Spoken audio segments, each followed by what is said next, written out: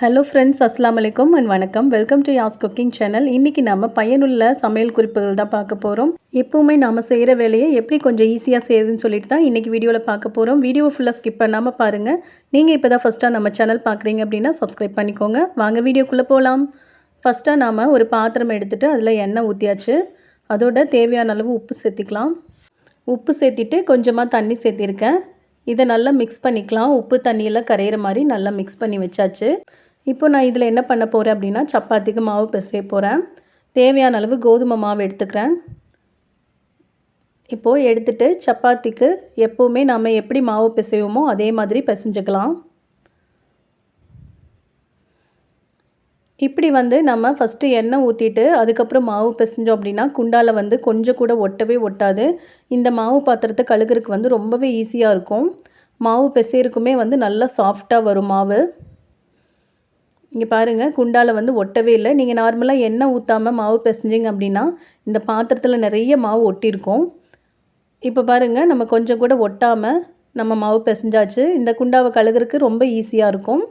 அது மட்டும் இல்லாமல் இந்த மாவை நல்லா சாஃப்டாக பிசைஞ்சாச்சு. மாவை இப்படி சாஃப்டாக பிசைஞ்சாச்சு.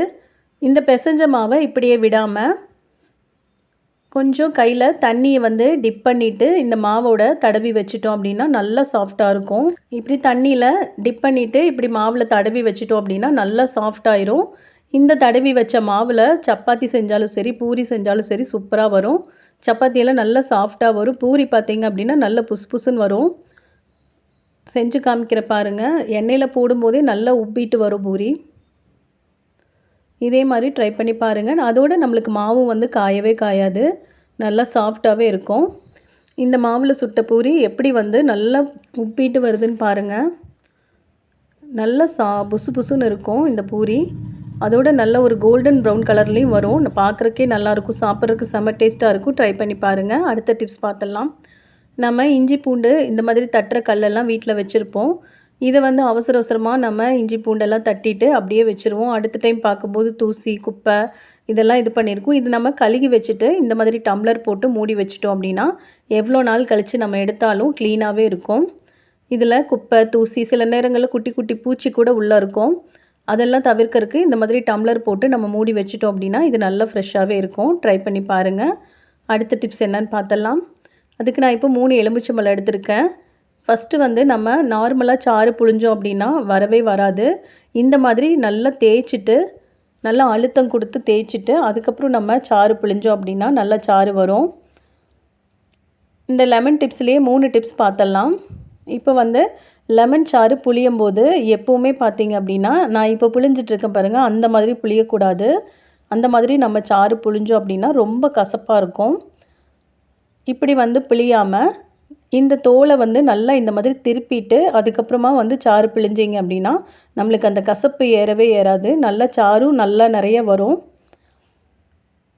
கொஞ்சம் கூட நம்மளுக்கு கசப்பு ஏறவே ஏறாது. இப்படி இந்த மாதிரி நீங்கள் பிழியும் போது என்னாகும், கசக்கும் அந்த சாறு. அதை தவிர்க்கறதுக்கு இந்த மாதிரி பிழிஞ்சு பாருங்கள். அடுத்த டிப்ஸ் இதே லெமனில் பார்த்தலாம். லெமன் எப்போவுமே நல்லா ஃப்ரெஷ்ஷாக இருக்கணும் அப்படின்னா என்ன பண்ணுறதுன்னு தான் பார்க்க போகிறோம். கொஞ்சமாக நான் தேங்காய் எண்ணெய் எடுத்திருக்கேன். தேங்காய் எண்ணெயை இதில் கொஞ்சம் சில சொட்டுக்கள் சேர்த்திட்டு இந்த மாதிரி நீங்கள் தடவி வச்சிட்டிங்க அப்படின்னா லெமன் எப்போவுமே ஃப்ரெஷ்ஷாகவே இருக்கும். ஃப்ரிட்ஜில் கூட வைக்க வேண்டியதில்லை. ஆனால் நல்லா ஃப்ரெஷ்ஷாகவே இருக்கும். ட்ரை பண்ணி பாருங்கள்.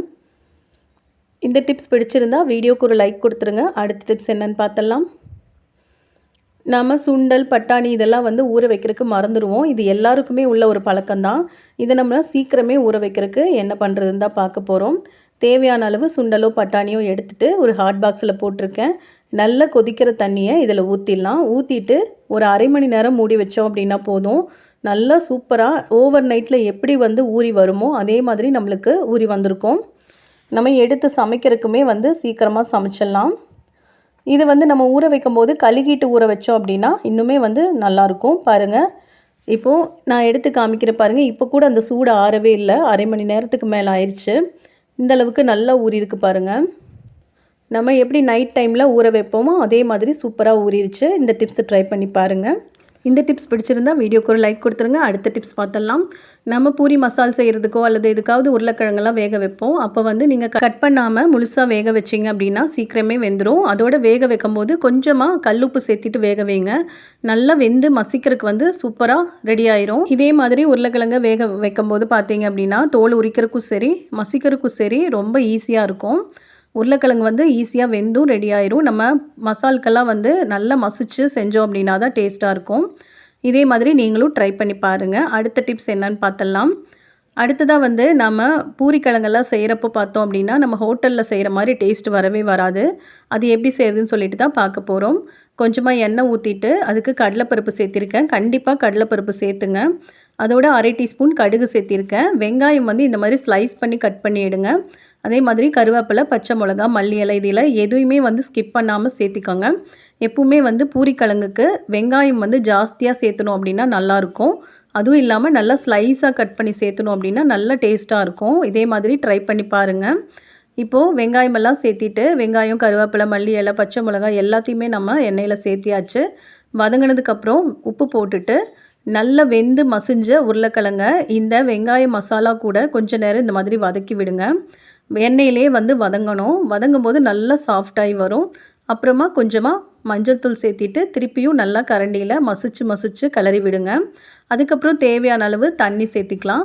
கொஞ்சமாக தண்ணி சேர்த்துங்க. பூரிக்கிழங்கெல்லாம் வந்து எப்போவுமே நல்லா கெட்டியான பக்குவத்தில் செஞ்சால் தான் டேஸ்ட்டாக இருக்கும்.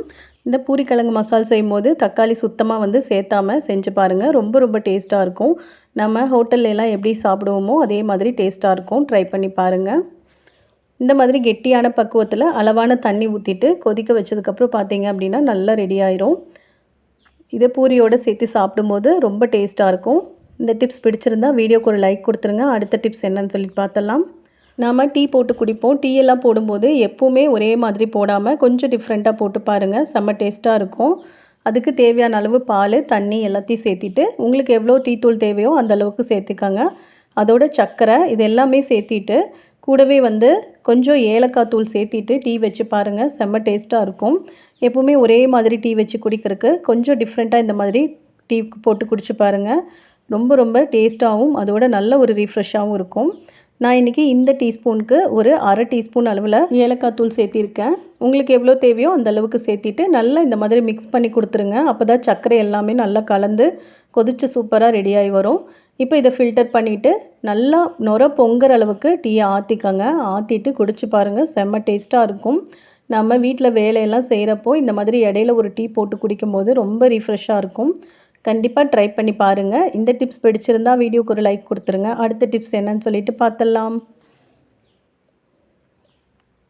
அடுத்ததாக பார்த்தீங்க அப்படின்னா நம்ம வீட்டில் பச்சை மிளகாலாம் நிறைய வாங்கி வச்சுருப்போம். இந்த மாதிரி பழுத்து போயிடும். இதை வந்து நம்ம வேஸ்ட் பண்ணாமல் வெயிலில் காய வச்சு எடுத்தோம் அப்படின்னா நம்மளுக்கு காஞ்ச மிளகா ரெடி ஆயிரும். இப்படி பாருங்கள் எவ்வளோ சூப்பராக பழுத்து ரெடியாக இருக்குன்னு. வாங்கிட்டு வந்து வைக்கிறப்போ நல்ல பச்சையாக இருக்கும். அதுக்கப்புறம் பழுத்துரும். நம்ம தூக்கி வீசாமல் இதை வந்து வெயிலில் காய வச்சு எடுத்தோம் அப்படின்னா அதுவும் இப்போ அடிக்கிற வெயிலுக்கு 1 நாள் 2 நாள்லேயே நல்லா காஞ்சிரும். பாருங்கள் சூப்பராக இந்த மாதிரி இந்த காஞ்ச மிளகாயை ஏதாவது தாளிப்புக்கு அந்த மாதிரி வந்து நம்ம யூஸ் பண்ணிக்கலாம். அதை வேஸ்ட் பண்ணாமல் இந்த மாதிரி ட்ரை பண்ணி பாருங்கள். இப்போ இந்த மாதிரி மிளகாலாம் வந்து பழுத்துருச்சு. இதை வந்து திருப்பி வெயிலில் வச்சு எடுத்துட்டோம் அப்படின்னா நம்மளுக்கு காஞ்ச மிளகா ரெடி ஆயிரும். இதை வேஸ்ட் பண்ணாமல் இந்த மாதிரி நம்ம யூஸ் பண்ணுறதுக்கு இதை வந்து வச்சுக்கலாம். இனிமேல் பழுத்த மிளகாலாம் வேஸ்ட் பண்ணாமல் இந்த மாதிரி ட்ரை பண்ணி பாருங்கள். அடுத்த டிப்ஸ் என்னன்னு பார்த்தலாம். நம்ம வீட்டில் டஸ்ட்பின் எல்லாம் யூஸ் பண்ணுவோம். இதில் பார்த்திங்க அப்படின்னா நிறைய எறும்பு, குட்டி பூச்சி இதெல்லாம் வந்து நம்மளுக்கு இருக்கும். இதெல்லாம் வராமல் இருக்கிறதுக்கு என்ன பண்ணலான்னு பார்க்கலாம். இதில் நான் இப்போது கொஞ்சம் எறும்பு பொடி போட்டிருக்கேன். அதோட கொஞ்சமாக ப்ளீச்சிங் பவுடர் போட்டுக்கலாம். இது ரெண்டையும் சேர்த்து போட்டுட்டு நல்லா இந்த மாதிரி கலந்துட்டு இதுக்கு மேலே கவர் போட்டுட்டு நீங்கள் எப்பவும் போல் குப்பை போட்டு யூஸ் பண்ணி பாருங்கள். குட்டி பூச்சி, கொசு, எறும்பு இதெல்லாம் வந்து வராமல் இருக்கும். இந்த அழுகுன ஸ்மெல்லு அதெல்லாமே வந்து வராமல் இருக்கும். கண்டிப்பாக ட்ரை பண்ணி பாருங்கள். அவ்வளோதான் ஃப்ரெண்ட்ஸ். இன்றைக்கி பார்த்த எல்லா டிப்ஸுமே யூஸ்ஃபுல்லாக இருந்துச்சு அப்படின்னு நினைக்கிறேன். வீடியோ பிடிச்சிருந்தா மற்றவங்களுக்கும் ஷேர் பண்ணி விடுங்க. லைக் பண்ணுங்கள். மறக்காமல் நம்ம சேனலுக்கு சப்ஸ்கிரைப் பண்ணிக்கோங்க. தேங்க்ஸ் ஃபார் வாட்சிங்.